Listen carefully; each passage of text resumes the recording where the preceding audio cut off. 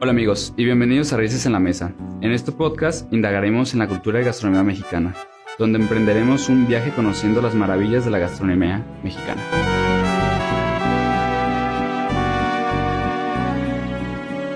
Hola y bienvenidos a Raíces a la Mesa, a un capítulo más en el cual vamos a hablar sobre el cacao, tesoro culinario como símbolo de resistencia durante la época colonial, la independencia y la revolución. Hola a todos. Hola Paco, ¿cómo estamos? Estoy bien, gracias. Hoy volvemos a tocar el tema del cacao, pero ahora en tiempos más recientes. Bueno, pues ya ni tanto. Ahora hablaremos de tiempos más recientes que prehispánicos. Sí, bueno, digamos que recientes entre comillas. Pero pues bueno, como bien sabemos, México fue conquistado por los españoles, la caída de Tenochtitlan, la conquista, etcétera, y todo eso. Por lo tanto, comenzó una combinación cultural del viejo mundo con la nueva España. El cacao desde antes de todos estos sucesos, como lo analizábamos en nuestro capítulo pasado, pues se ha utilizado como moneda de cambio, cosa que no cambió con la llegada española. El cacao, Paco, siento yo que desde siempre hasta la actualidad ha sido importante. Como dices, era moneda de cambio desde antes y ya con la llegada de los españoles, pues al percatarse que esta era su moneda de origen, decidieron seguir usándola para pagarle ahora a los indígenas, pues esclavizándolos o pues ya que trabajaban en las órdenes de los conquistadores. Pues los españoles muy inteligentes porque, pues por eso conquistaron, ¿no? Yo siento. Porque literal les crecía el dinero de los árboles. No tuvieron que crear, aportar o dar nada, pues porque ya el sistema de moneda existía y los mexicanos en ese tiempo seguían creyendo y queriendo tener esa paga porque seguían adorando al significado del cacao, que si recuerdan lo explicamos en el capítulo pasado. Sí, pues no tuvieron que crear algo nuevo, ya tenían su moneda de cambio. Y pues sí, hablando de esto rápido, ¿sabías que así hacían tranza con el cacao? No, ¿cómo que hacían tranza? Pues sí, pintaban piedras con barro o daban semillitas parecidas para hacerle creer a los comerciantes que pues era el cacao. Pues entre ellos mismos, entre los mismos mexicas, pues hacían tranza, ¿no? En vez de estar contra los españoles. Pues es que también, imagínate, tú estás en esos tiempos y no tener que te paguen, pues a crear nuevas soluciones, ¿no? Y pues yo creo que esa era una. Pues sí. Pues ¿recuerdas cuando dimos la equivalencia de cuántas valían las semillas de cacao en los tiempos prehispánicos? Bueno, pues aquí tengo de lo que valía en los tiempos cuando se le pagaban así a los recién conquistados. Por ejemplo, en Acatlán se pagaba un día de trabajo en 25 cacaos. Y en Cuautitlán, o Cuauchitlán, se cobraban 40 cacaos para salir de la cárcel, por ejemplo. Pues sí, como en esos tiempos la semilla de cacao tenía un significado que a lo mejor 200 años después, ya casi en la independencia, ya tenía otro significado. Ya solo era importante porque se usaba como alimento o ya solo como un ingrediente más en alguna receta. Pues sí, y tenía que ser porque los insurgentes en tiempos del que era un gobierno español, aparte de los reales españoles, que era la moneda oficial de España, existía la moneda insurgente. Esta moneda, voy a leer un pedazo de un documento de la página del gobierno de México. La moneda insurgente, creada durante la independencia, se usó para pagar a las tropas y también para desconocer la autoridad del gobierno español. Durante ese periodo, se abrieron 14 casas de moneda provisionales. Bueno, y ahora que ya eran monedas de metal, de plata y acuñadas con símbolos y letras del valor que tenía el cacao en estos tiempos, nos preguntaremos. Déjenme leerles un texto que relató Alemán Lucas, político insurgente que después sería el secretario de Relaciones Exteriores de México. Cito: el día 14 de septiembre, Aldama salió de San Miguel a toda prisa una vez que supo del aviso de la corregidora de Querétaro alertando a la Allende de la conspiración que había sido descubierta. Llegó a Dolores hacia las 2 de la madrugada el día 16 y se dirigió a la casa de Hidalgo, que ya estaba en la cama. Entraron ambos, Allende y el mismo Aldama, a la recámara de Hidalgo, lo pusieron al tanto, se incorporó, mandó que le sirvieran chocolate al Aldama y le expusieron la situación a Hidalgo, quien al calzarse las medias interrumpió al Aldama diciendo: «Caballeros, somos perdidos. Aquí no hay más recursos que ir a coger gachupines. Aquí yo, bueno, no sé ustedes, pero me doy cuenta que el chocolate ahora era primero que nada importante porque se usaba como decíamos, el alimento, y dos, Pues es significativo, así como los reyes ingleses con su té caliente que en las reuniones lo tomaban, o el café en Europa. Y justo aquí es donde el cacao se convierte en una especie de símbolo gastronómico de resistencia en esos tiempos, así como un medio de ganancia, pues se vendía y era resultado en Europa. Pues déjame decirte que había una pelea entre el café y el chocolate, ¿eh? Pues sí, ahora ya que el mundo de alguna manera conocía ya a México como un país nuevo, un país soberano, pues abrió nuevas puertas y rutas, tanto para el cacao, así como demás semillas y especies del viejo mundo. Una de ellas es el café. Y pues el café, pues de alguna manera sí la hacía de rival al cacao, porque pues los dos eran de un sabor amargo, parecido. Los dos eran un grano de forma similar y los dos utilizaban en bebidas principalmente. Pues sí, yo creo que pues sembrar cacao en esos tiempos salía muy rentable. Muchos españoles posteriormente de la independencia y mexicanos ya contaban con haciendas dedicadas al 100% del cultivo del cacao, y pues se sabe que tenían más de 60,000 árboles de cacao y estos estaban activos hasta 30 años. El cacao obviamente no se reducía al mundo de los mexicanos. Como bien lo dijimos, tenían que aprovechar que recién se fijaban en este país y aparte atender a los grupos acomodados de población blanca que aún vivían, o sea, los españoles y europeos que todavía seguían o querían vivir ahí. Pues sí, pues en Europa se sabe que fue un éxito el cacao. Se utilizaba principalmente para hacer bebidas y se consideraba pues muy lujoso.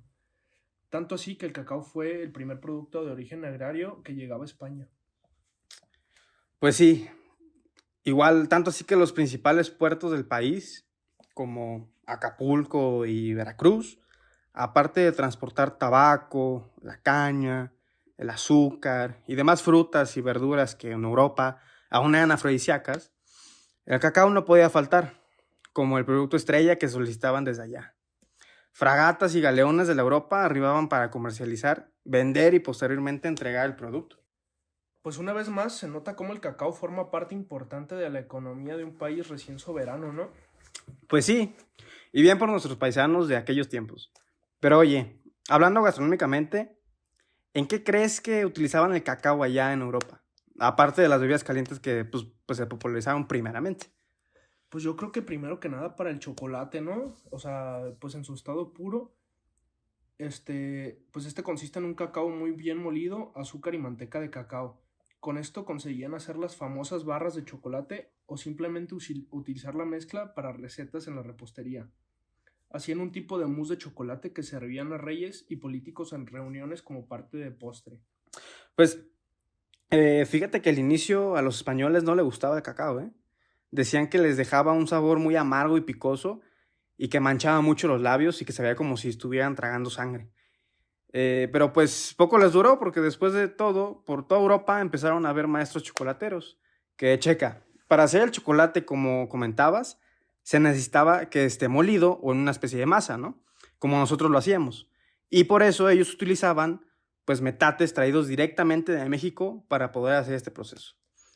No sabía este dato, que a los españoles no les gustaba el chocolate. Y pues está curioso, ¿no? Que aunque nos conquistaron y nos trajeron a ellos nuevas técnicas, pues también nosotros, entre comillas, les enseñamos y les dimos técnicas para que allá utilizaran el cacao como de materia prima, ¿no? Sí, que lo emplearan en sus elaboraciones, ¿no? Pero bueno, regresando a México, las enseñanzas para hacer el chocolate y además derivados del cacao ayudaron a abrir nuevas puertas de negocios, dulcerías, reposterías, para nuevo satisfacer nuevos comensales del cacao, y por lo tanto el chocolate comenzó a utilizarse más en la repostería y en la panificación de influencia francesa. Ahora, aquí llegamos a un punto importante y a un nuevo brinco en el tiempo. Nosotros, la neta, estábamos atrasados como 150 años del continente europeo. Pues mientras nosotros estábamos en nuestra independencia, ellos estaban ya casi acabando una revolución industrial, que como sabemos empezó en Inglaterra, pero se fue expandiendo hacia toda Europa y renovando casi la mayoría de todo el continente. Y bueno, ¿esto qué tiene que ver con el cacao? Pues a pesar de que el primer ferrocarril en México fue en 1850, no había mucha innovación maquinaria y todo seguía muy igual en México. Yo sé que la primera máquina para hacer cacao creo que fue en 1777. Y pues como te digo, por ejemplo, en Europa ya había máquinas para facilitar el proceso del cacao a chocolate. Casi todo era automatizado. Pero no fue hasta como 30 años, casi 50, donde comenzamos a notar avances significativos en México, hablando sobre máquinas en general. Y aquí es donde la primera fábrica de chocolate en México, llamado Azteca, ubicado en Orizaba, Veracruz, después de una intensa revolución mexicana, se funda esta empresa con maquinaria 100% dedicada al proceso del cacao y del chocolate. A ver, pregunta. Dime alguno de los productos que salieron a la luz ahorita que estabas hablando de esa empresa. Yo solo sé que hacían el chocolate abuelita, que entre comillas es lo más cercano a lo que hacían en los tiempos prehispánicos, porque este no estaba de alguna manera descompuesto, que si la grasa del cacao, y que si el puro cacao, y que si el azúcar. Solo era cacao molido con azúcar y canela. Pues también hacían el chocolate Carlos V. Este, como decíamos, ya tiene influencia europea y era al estilo suizo. Significa que a la mezcla del chocolate se le agrega leche para un sabor menos amargo y esté más suave. También hacían las frescas, el chocolate en polvo de Morelia, y tenía un producto que era solo avena instantánea. Pues fíjate que las frescas yo pensé que eran más recientes porque pues como tienen como galletita dentro de sabores frutales y así como más... Se ve como más nuevo, ¿no? El dulce, como, pero... como procesos más Más actualizados, avanzados, ¿no? ajá, no pensé que fueran de ese tiempo. También lo único que sabía es que fue comprado por Nestlé y trataron de no cambiar mucho los productos, tanto que pues se sigue llamando igual a esos productos, pero muchos dicen que la calidad pues ya no era la misma. Pero en fin, esa ya es otra historia de otro cuento. Ahora, Paco, en México, pues la mayoría de mexicanos ya estaban como adoctrinados a la religión católica y pues fue inculcada desde los inicios de la conquista española. Esto trajo que a muchos sacerdotes, monjas y gente importante de la religión viviera por un corto y largo tiempo en el país. Ya sé dónde quieres ir con esto. Muchos conventos, principalmente manejados por madres y monjas, necesitaban alimentar a una gran cantidad de personas. Principalmente en los inicios, antes de una revolución y una independencia, pues necesitaban darle de comer a los comités de reinados españoles y gente importante de las Europas. Entonces mezclaban ingredientes, comida o técnicas prehispánicas con métodos e ingredientes del viejo mundo para crear platillos de su gusto. Poco después, así como las abuelitas, como lo comentábamos una vez en clase, fueron pasando de la receta de generaciones en generaciones, tratando de que no se perdiera la originalidad de estas monjitas, de sus recetas. Que más que monjitas, siento yo, o madres católicas, eran unas verdaderas chefs, porque pues, hacían de todo. Sí, se las ingeniaban, ¿no? Pues bueno, les platico que dentro de estas comidas existía el mole. El mole, como bien sabemos, pues es una comida prehispánica. Antes lo preparaban con semillas de calabaza, jitomates, hierbas santas y obvio chiles. Y lo acompañaban con carne de pato, de armadillo y le decían mulli. ¿Tú sabías que sí le decían, Paco? No, yo pensé que era mole desde el inicio. Pues bueno, las monjitas decidieron agregarle el chocolate para minimizar este sabor chiloso y amargo y ablandarlo a los paladares europeos. Tiempo después la receta así quedó y también nosotros los mexicanos quedamos maravillados y hasta la fecha nos sigue encantando. ¿A ti te gusta? Qué curioso, ¿no? Que es una movedera de intercambio. Sí, sí me gusta, pero ahorita estaba pensando en eso y qué curioso que, como te decía, es una movedera, un intercambio de tiempos y sabores y técnicas que primero comenzó en México con el cacao así molido, con el metate. Y pues muy prehispánicamente, ¿no? Digamos. Y se refinó allá en la elegante Europa y regresó a México como ahora, como un chocolate en barra y ahora lo mezclaron con el mole otra vez. Y nada, es un removedero, pero está interesante, la neta. No, y además, en los tiempos revolucionarios, por ejemplo, el alimento era crucial para las tropas, o acababan tirados por la batalla o por el hambre. Muchas adelitas y para variar las mujeres eran encargadas de hacer de comer y muchas sabían las recetas de los platillos que se daban en los conventos. Hablando de esto, te lo juro que no sé en dónde lo vi o lo leí. No fue en TikTok porque ahí no le creo nada a lo que dicen. Pero obviamente si llegaba a sobrar la comida, pues se echaba a perder o no se podía reutilizar para el siguiente día. Entonces uno de los platillos pues, favoritos para hacerles a los que estaban en las batallas era el mole. ¿Por qué? Porque es una salsa de puros ingredientes secos, incluyendo el cacao con azúcar o el chocolate en barra. Obviamente sin leche, ¿verdad? No como el suizo. Y era más difícil de que se echara a perder. Pues tiene sentido porque cuando mi abuela hace mole y lo hacen desde la mañana, ahí lo deja. Lo hace y lo deja ahí en el sartén. Sí, pues muchos comemos mole para para días festivos, no sé, Navidad. Yo, por ejemplo, en mi familia acostumbramos a todos los años a hacer mole y pues dura 3-4 días afuera y, Sin, sin...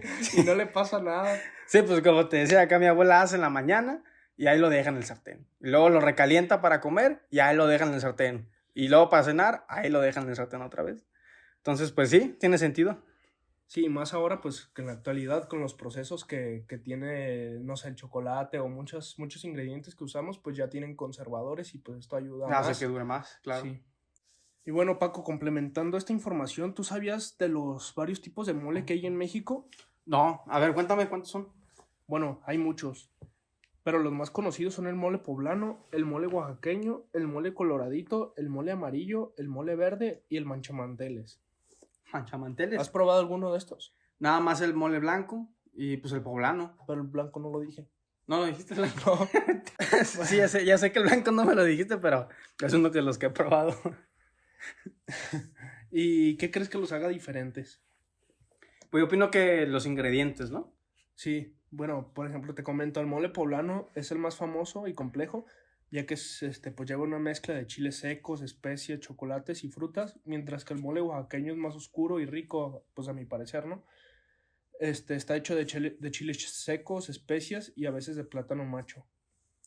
Y bueno, te comenté que había un mole verde y un mole amarillo. ¿Crees que son muy diferentes uno del otro? Pues el verde, nada más sé que por las pepitas creo que se pinta de verde. Bueno, te comento, el mole verde se hace con chiles verdes, cilantro y otras hierbas y es más ligero y fresco, en comparación al mole poblano, pues o al oaxaqueño. Mientras que el mole amarillo tiene un color amarillo brillante y se hace con chiles amarillos, azafrán y a menudo frutas como plátano macho y jitomate.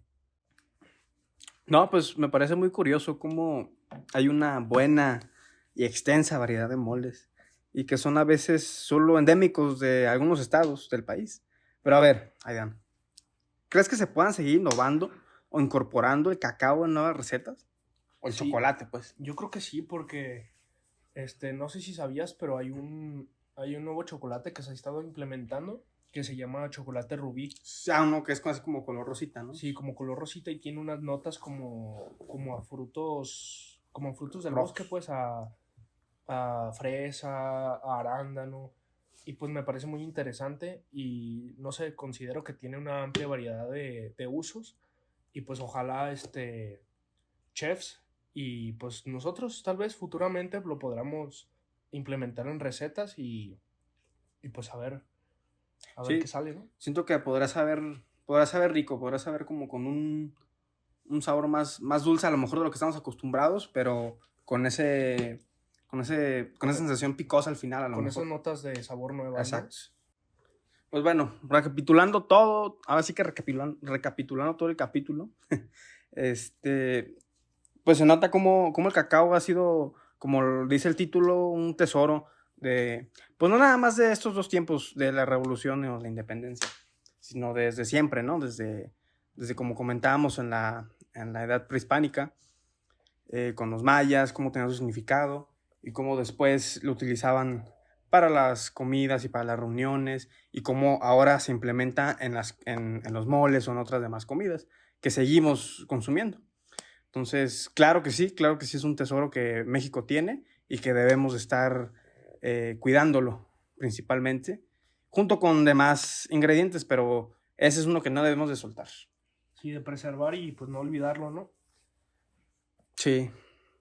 Y pues para recapitular y despedirnos, como conclusión llegamos a que durante la Revolución Mexicana y a pesar de los conflictos armados y el conflicto en sí, pues como el cacao mantuvo su importancia en la economía y la cultura mexicana. Su producción y comercio se vieron influenciados por el conflicto. El cacao seguía y sigue siendo un elemento vital en la dieta y la vida cotidiana de los mexicanos y pues ojalá que se preserve su valor cultural e histórico en medio de los cambios sociales y políticos. Bueno, y como te comentaba, el siguiente capítulo vamos a hablar sobre la innovación en la cocina mexicana, explorando nuevas tendencias y productos en la gastronomía. Y justo podemos implementar nuevas ideas, como lo comentábamos del nuevo cacao que existe. Bueno, esto sería todo y pues Nos vemos en el esperamos. siguiente. Chao. Adiós.